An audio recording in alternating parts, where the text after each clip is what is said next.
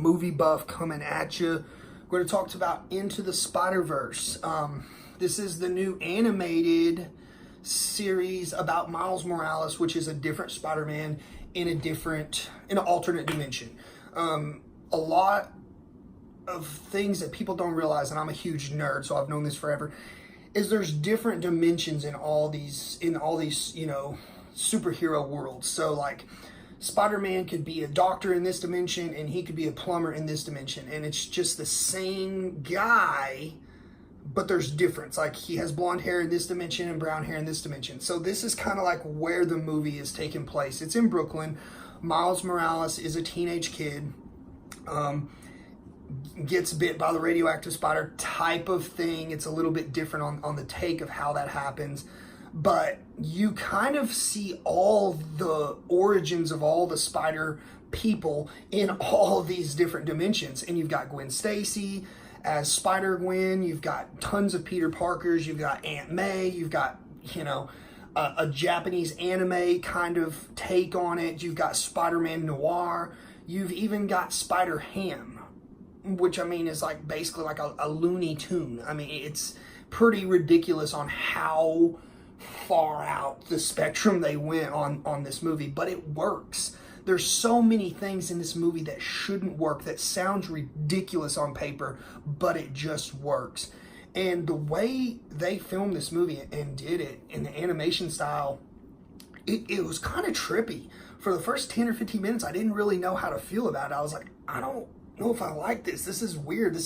But when your eyes adjust, and I've seen it twice, and just after the second time, I think when he becomes Spider-Man, things kind of become more clear in the background. Before he becomes Spider-Man, it seems like things in the background are really blurry. I don't know if it's just they intended to do that, or if it was just one of those things where your eyes just don't adjust at first. But the animation style is like, the only thing I can say is like it's a comic book coming to life, which was nuts, man. It was just nuts. Like, especially when he gets his spider powers, you see the little comic book blocks and like how it goes from like almost like turning a page. And the cast is awesome. You've got Nicolas Cage as Spider-Man Noir.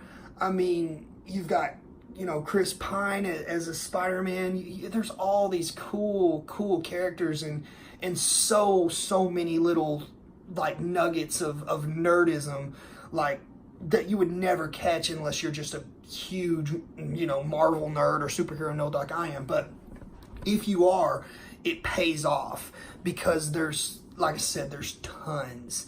And the Stan Lee cameo, I was close to tearing up. I didn't cry, but it was one of those moments where it was a very special moment on how they did that, and they handled it so well and so classy, and it was just perfect Stan Lee. There's so many standout moments in this movie, and it's just like, this movie has become one of my top 10 movies of the year, and I never thought, when I saw it, I was like, oh, this is going to be a throwaway movie. I don't even know if this is like worth watching, but like the hype kind of started to build. And then I watched all these other, movie talk and reviewers like John Campea and some of these other people that I constantly watch, and they're really digging it, and they get to go to screenings, and so they've seen it before everyone else, and they give you kind of like the inside track, and they were just blown away by it. And when I went in there, same thing, blown away. Caitlin, she liked it, but she wasn't as blown away by it as I was. I think it's because I am such a nerd, and it spoke to me. Spider-Man was one of the first things that you get involved in when you are getting into superhero stuff. It's Spider-Man, it's Batman, it's basically the original. This was one of the first characters Stan Lee ever created, and he's been around since the 60s. Which they even throw back to that. So it's kind of like if you've seen Lego Batman, there's all these tons of references. This is like that, except done so much better. And Lego Batman was awesome, but this is just on another level of storytelling, and the way the animation is, it's just so new, and you've never seen it done like this before. So it's so epic, and it just grabs your attention the whole movie. So definitely check this out. 9 out of 10, if not 10. Kids will love it. You know, you'll love it if you're a nerd. You'll love it if you're not a nerd. You'll love it if you're a girl. There's stuff in this movie for everyone. So definitely check it out. See it in IMAX because it's epic. The scale is not epic, but the way the movie is shot is epic. So definitely check it out. Till next time, see you at the movies.